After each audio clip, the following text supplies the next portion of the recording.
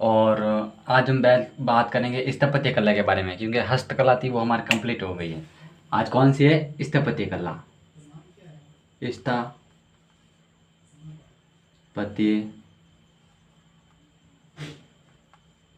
कला, ठीक है।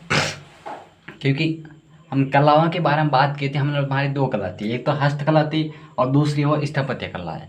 अब हस्तकला के अंदर क्या होता है, आप जितने भी दूर देखते हैं, महल देखते हैं, राजमहल देखते हैं, हवा महल देखते हैं, है ना।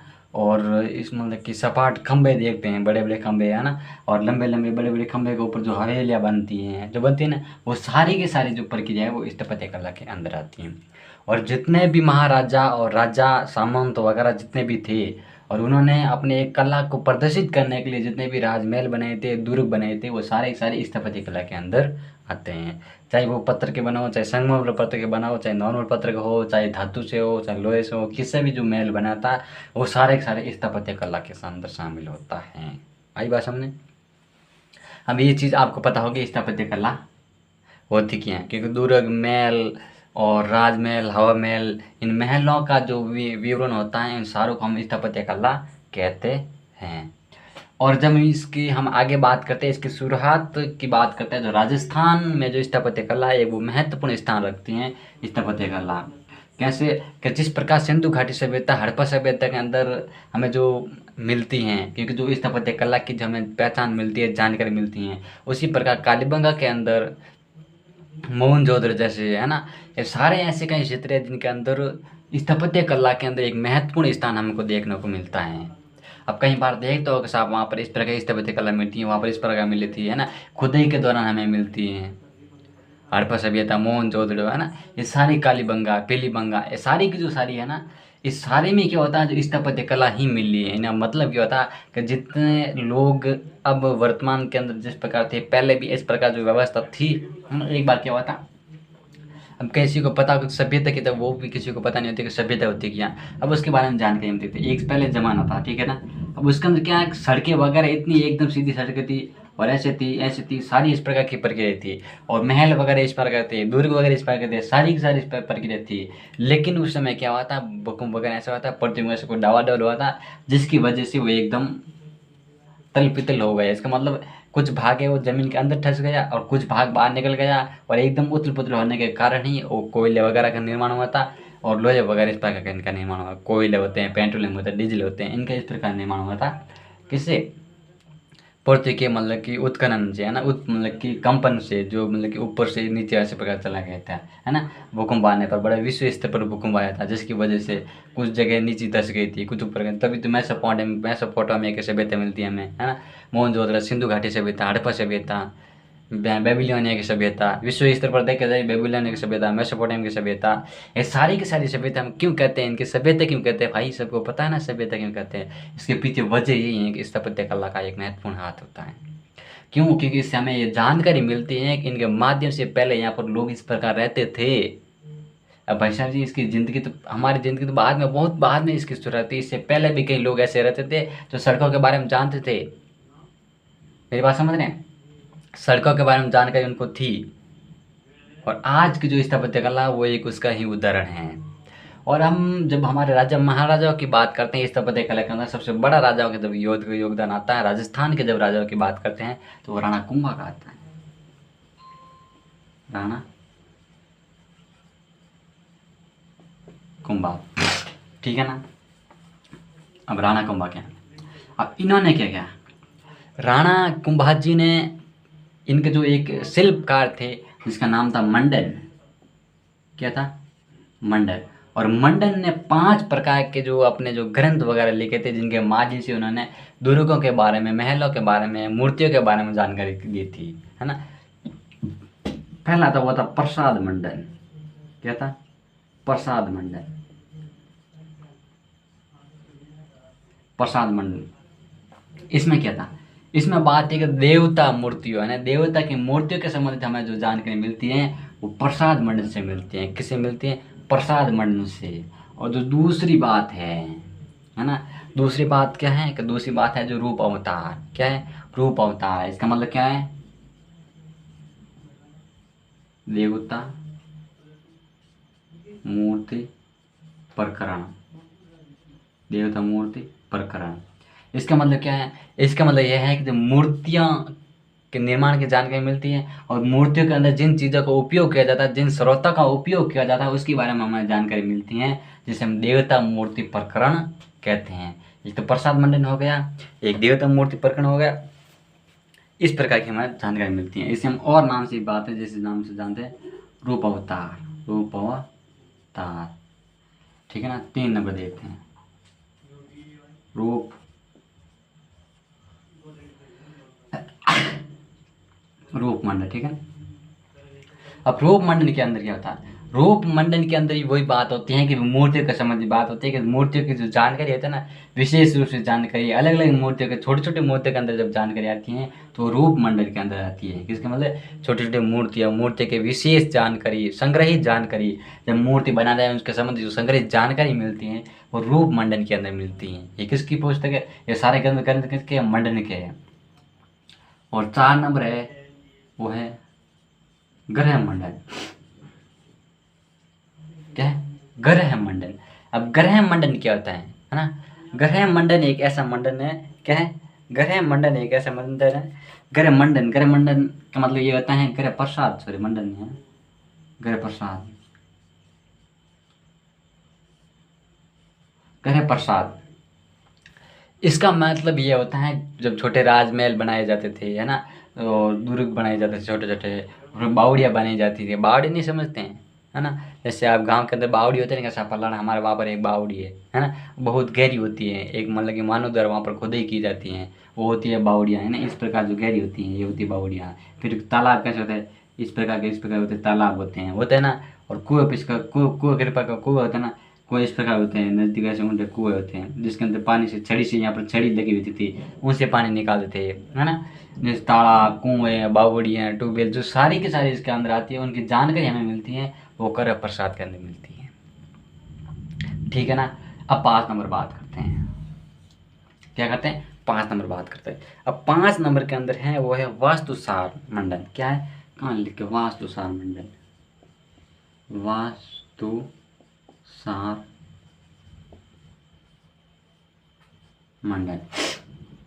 अब वास्तुसार मंडल के अंदर क्या होता है? देखिए भाई, वास्तुसार मंडल के अंदर एक बात होती है कि इसके बारे में हमें विशेष रूप से जानकारी मिलती है, जैसे लेख वगैरह होते हैं कि भाई लेख किस प्रकार लिख रहे हैं, ठीक है ना। और फिर उस दूसरी बात होती है कि ग्रंथ किस प्रकार लिख रहे हैं, है ना। सारे लेख, सारे ग्रंथ, इन सबकी जो जानकारी मिलती है वो हमें मिलती हैं वास्तुकार मंडल के अंदर है।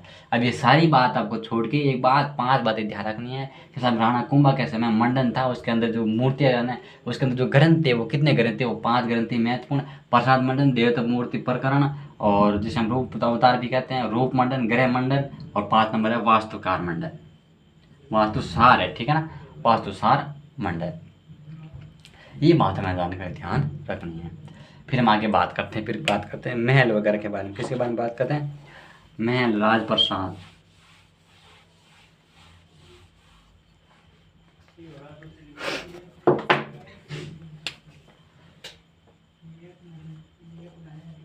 महल, राजप्रसाद, ठीक है ना,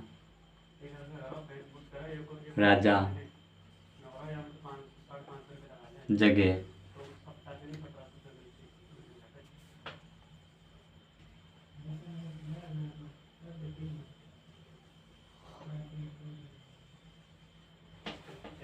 ठीक है ना। अब महल के अंदर क्या होता है? मोती डूंगरी महल। पहला कौन सा लेते हैं? मोती डूंगरी महल। अब मोती डूंगरी महल का निर्माण किसने कराया था? सवाई माधो सिंह ने कराया था। किसने? सवाई माधो सिंह ने, माधो सिंह ने, ठीक है ना। ठीक है साहब। और ये जगह कहाँ पर पड़ती है? ये पड़ती है साहब जयपुर में, ठीक है ना। अब आगे बताते हैं। मोती डूंगरी महल के बाद में आता है मुबारक। क्या आता है? मुबारक महल। क्या आता है? मुबारक महल, मुबारक महल। ये किसने बनाया था? ये सवाई सिंह, ये सवाई माधो सिंह द्वितीय ने। किसने बनाया था? द्वितीय है। सवाई माधो सिंह द्वितीय है। ये कहाँ पर है? ये भी जयपुर में है,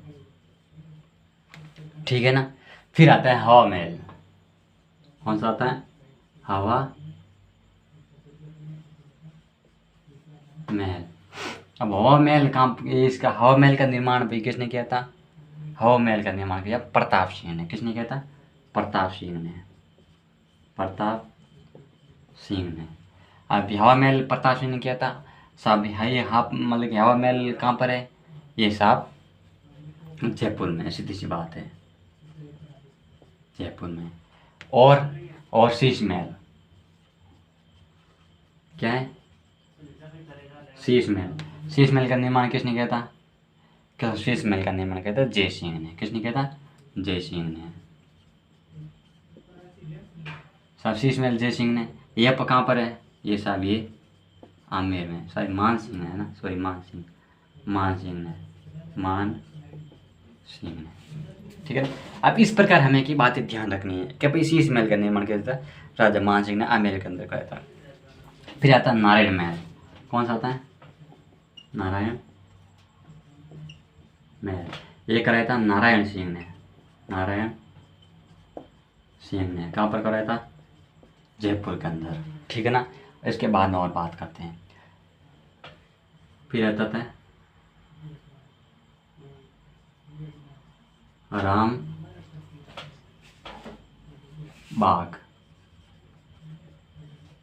बाग है ना। राम बाग का निर्माण किसने करा था? राम सिंह द्वितीय ने। राम बाग कहाँ पर करा था? जयपुर में, ठीक है साहब, क्लियर है। आगे बात करते हैं चंद्र महल का किसने निर्माण कराया था? क्या साहब? जय सिंह ने। किसने कराया था? जय सिंह ने। ये साहब चंद्र महल जय सिंह ने कहाँ पर कराया था? जयपुर में, सीधी सी बात है, जयपुर में, ठीक है ना। आई बात समझे। चंद्र महल के बाद आता सिसोदिया महल।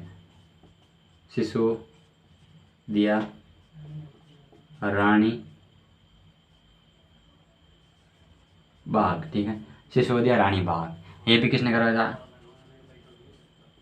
जय सिंह ने। कहाँ पर? जयपुर में, ठीक है ना। अब इसके बाद आता है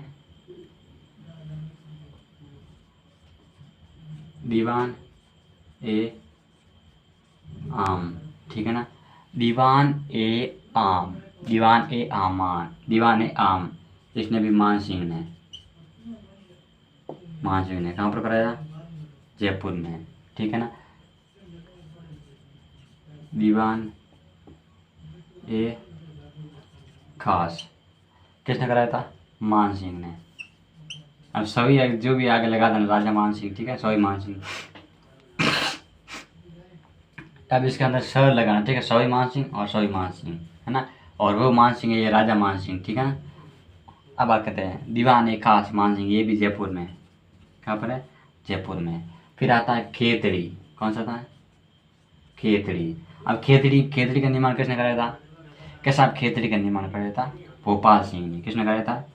भोपाल सिंह ने। किसने कराया था? भोपाल सिंह ने। अब साहब भोपाल सिंह ने कराया था, भोपाल सिंह ने कहाँ पर कराया था? झुंझुनू में, ठीक है ना। ये थी बात, ये थी, देख लीजिए, स्क्रीनशॉट ले लीजिए, है ना। फिर मैं आगे और लिखा था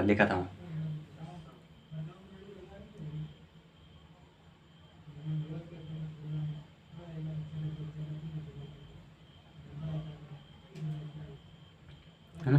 ये सभी नहीं है, राज्य है ना, ठीक है, राज्य लिखने का, राजा, ठीक, राजा से है ना, सभी थी राजा मान सिंह।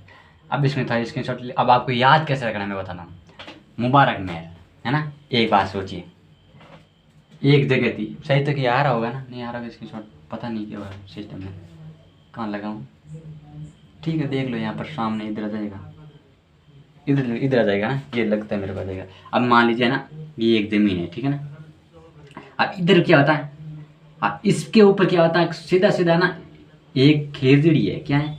खेजड़ी है, ठीक है ना। अब खेजड़ी के नीचे एक स्त्री बैठी है, क्या बैठी है? स्त्री बैठी, ध्यान रखना, खेतड़ी के नीचे स्त्री बैठी है, वो एक अपने दीवान को बुला रही है। किसको बुला रही है? दीवान को बुला रही है। दीवान है आम, दीवान है खास, दीवान आजे रे आम लाजे रे खास खाएंगे। क्या है? दीवान आजे रे आम लाजे रे खास खाएंगे।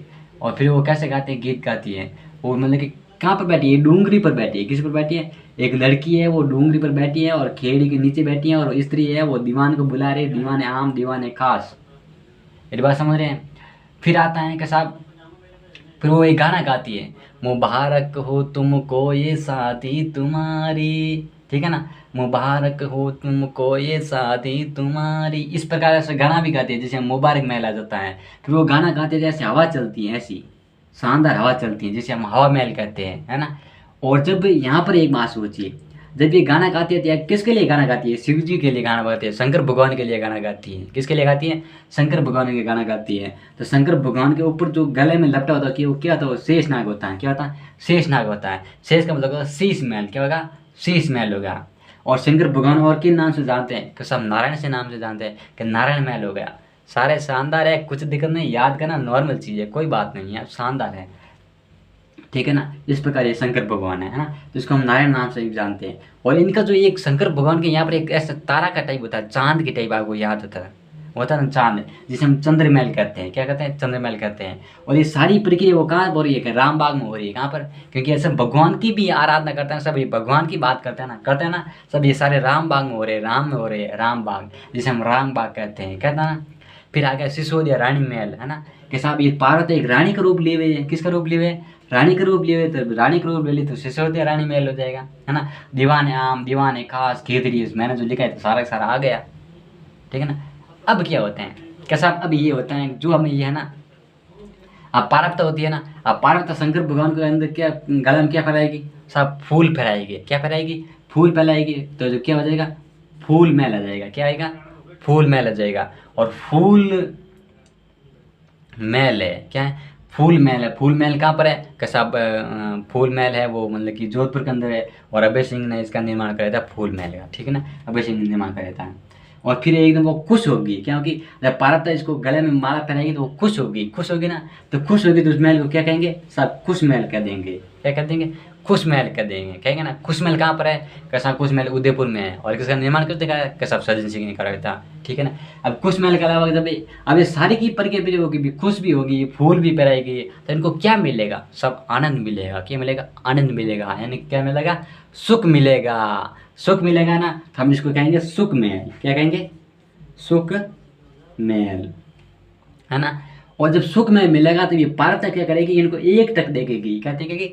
एक टक। यानी कि जब जैसे हम जैसे वो क्या आते हैं, करवा चौथ आती है, जब पत्नी अपने पति को देखती है ना, वो चांद के अंदर, वो छानी के अंदर देखते हैं ना, वो एक टक देखती है, तो उसे क्या कहेंगे? एक थंबा कहेंगे। क्या कहेंगे? एक थंबा कहेंगे। तब एक थंबा कहेंगे। एक थंबे का निर्माण किसने कराया था? साहब एक थंबे का निर्माण अजीत सिंह ने कराया था। कहाँ पर कराया था? जोधपुर के अंदर करवाया था। तो इस प्रकार के सारे मंदिर है। और मैं अभी टाइम ज़्यादा है, मतलब कि बारिश का मौसम है, लाइट कट सकती है, इसमें बार बार ज़्यादा बोल के बता देता हूँ। एक आता है जल महल। क्या आता है? जल महल आता है। और जल महल के अंदर क्या आता है? जल महल का निर्माण किसने कराया था? कैसा? जल महल का निर्माण सभी मान सिंह ने कराया था, है ना, सभी जय सिंह ने कराया था जल महल का निर्माण। और ये कहाँ पर है? कैसा? जयपुर के अंदर है जल महल, है ना, कहाँ पर है? और जयपुर के अंदर है। और जो सुख महल है ना, सुख महल है, सुख महल कहाँ पर है? कि सब सुख महल बूंदी के अंदर है ना, सुख महल कहाँ पर है? बूंदी के अंदर है। और विष्णु सिंह ने इसका निर्माण कराया था। किसने कराया था? विष्णु। कहाँ पर है? जैत सागर में है, कहाँ? बूंदी के अंदर है। और इसका निर्माण किसने कराया था? विष्णु सिंह ने करवाया था, ठीक है ना, आई समझ में। और फिर आता है एक अनूप महल आता है। क्या आता है? अनूप महल आता है। अनूप महल का निर्माण कैसा कराया था? कैसा? अनूप सिंह ने कराया था, गंगा मतलब कि बीकानेर के अंदर, ठीक है ना। और फिर आता गंगा सिंह। और एक आता लालगढ़ महल। क्या आता? लालगढ़। और गंगा सिंह क्या करते थे? लाल तिलकार से क्या करते? गंगा सिंह थे ना, वो गंगा सिंह अपने सिर पर लाल तिलक काटते थे, जिसे हम कहते हैं गंगा महल कहते हैं। क्या? सॉरी, लाल तिलक काटते थे, जिसको हम लालगढ़ महल कहते हैं। वो गंगा सिंह ने निर्माण कराया था, बीकानेर के अंदर करवाया था। और एक जैसलमेर के अंदर महल है, जिसे हम जवाहर महल कहते हैं। और जवाहर राम ने उस महल का निर्माण करवाया था, जिसे हम जवाहर महल कहते हैं। क्या कहते हैं? जवाहर महल कहते हैं। ये तो हो गए सारे महल। इस प्रकार महल हो गए, फूल महल हो गए, एक थंबा महल हो गया। एक आता है बुखारी महल। कौन सा आता है? बुखारी महल। और बुखारी महल है जो भी, इस बुखारी महल मतलब कि बुलानी महल। कौन सा है? बुलानी महल। बुलानी महल जसवंत सिंह जोधपुर। बुलानी महल कौन सा है? बुलानी महल, बुलानी महल जोधपुर, जसवंत सिंह, ध्यान रखना ये सारी भी है, जसवंत सिंह, बुलानी महल, जसवंत सिंह, है ना, ये है जसवंत सिंह, बुलानी महल, इस प्रकार के तुम्हारा महल है ना, फूल महल।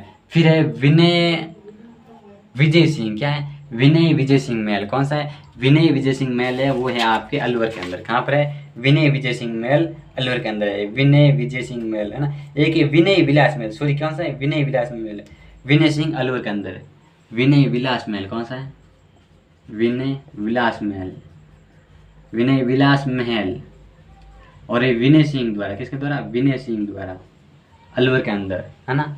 और एक है सरिस्का महल, कौन सा है, सरिस्का महल, ठीक है ना। सरिस्का महल कहाँ पर है, ये भी अलवर सिंह है, अलवर में, किसके द्वारा बनाया गया, तो साहब ये जसवंत सिंह द्वारा बनाया गया, ठीक है ना।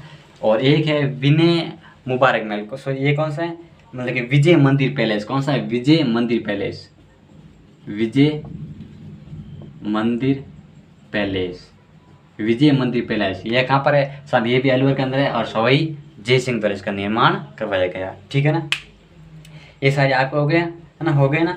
और अब तुम्हारा आपके रही है मतलब कि हवेलियाँ रही है, क्या हवेली रही है। अब मेरे को लगता है कि बारिश का मौसम है और आंधी भी आ रही है, तो अभी क्या लाइट कटने की संभावना ज़्यादा है, ठीक है ना। तो अब इसके बारे में क्लास भी ज़्यादा नहीं बनी, कम है, लेकिन अब इसके बारे में बात करेंगे कल, अगली क्लास में बात करेंगे, क्योंकि जब लाइट का मौसम ठीक रहेगा तो सुबह बात करेंगे या फिर कल बात करेंगे, ठीक है ना।